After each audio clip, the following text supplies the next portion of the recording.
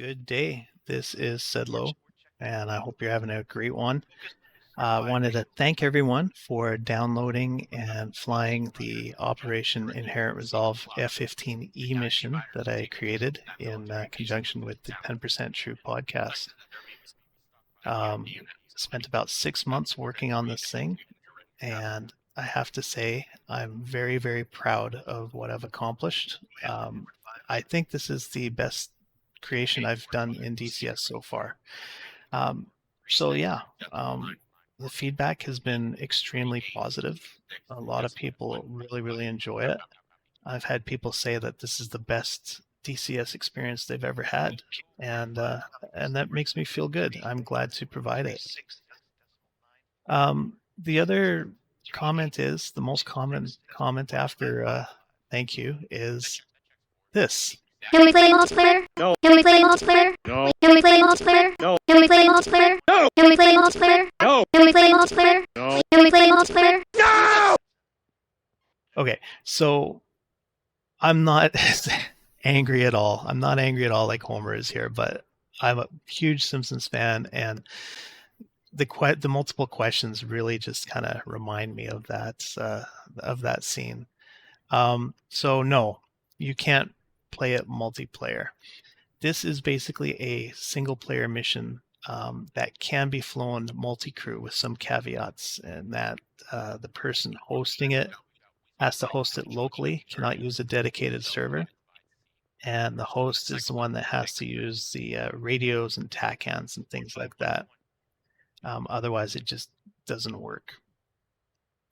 My mission making philosophy is that I want to create the most realistic missions that I can within the limits of DCS.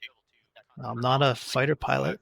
I am a private pilot, so I do fly. So I know a little bit about it. I know some fighter pilots. I've read about it. It's wanted to be one ever since I was a little kid. It just, of course, didn't work out. So I'm doing the second best thing and flying DCS, which is amazing.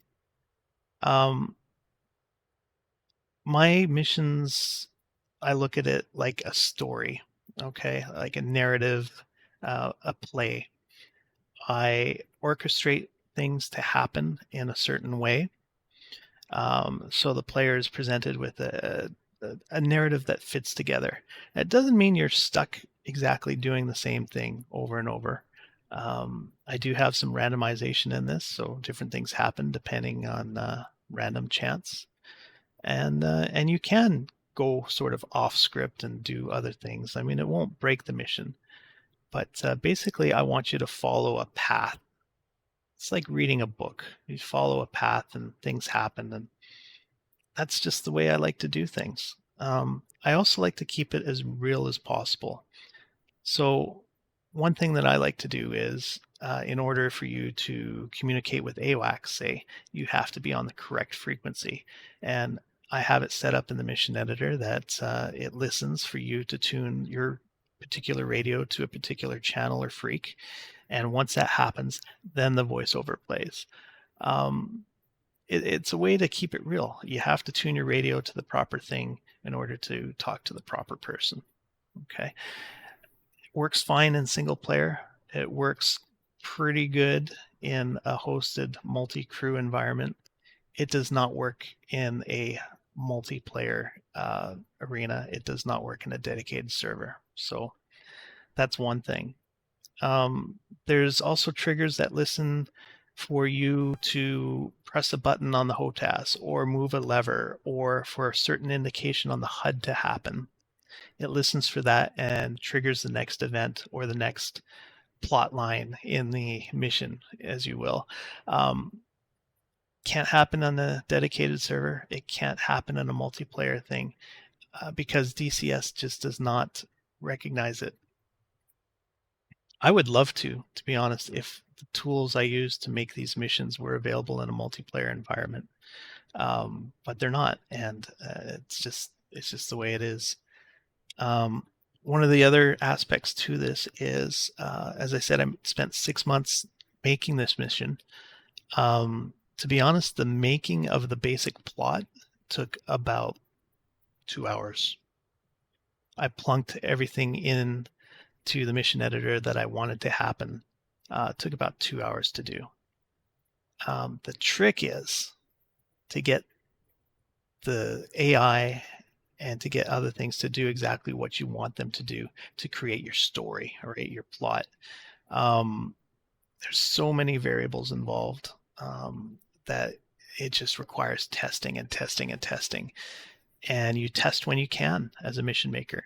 If I have 30 minutes between lunch and having to go to work, I'll use that 30 minutes whenever it is. If I'm wide awake at 2 in the morning, I'll hop on the computer and start doing some testing. So it's random. I can test whenever I want on a single player mission, not a problem. Testing multiplayer requires multi people, right? So you need somebody else on call 24 hours a day, 7 days a week. Whenever I have time to test, I need them to be there.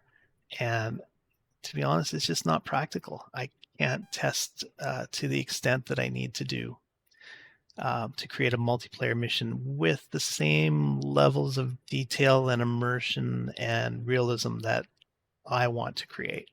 Okay. So these are sort of the reasons why this isn't really a multiplayer mission and a reason why I don't make multiplayer missions.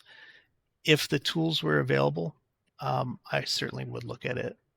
Okay, I would like to do it. I enjoy flying multiplayer missions for the most part when they're real. When I'm flying with people who take it seriously and want to do a good job, I love it.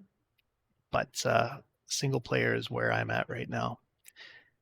Anyway, what's the point of this story? I like stories. That's a line from The Simpsons too. I love that show. Okay, well, I hope you have a great day. I hope this video wasn't too stupid, and I'll talk to you later.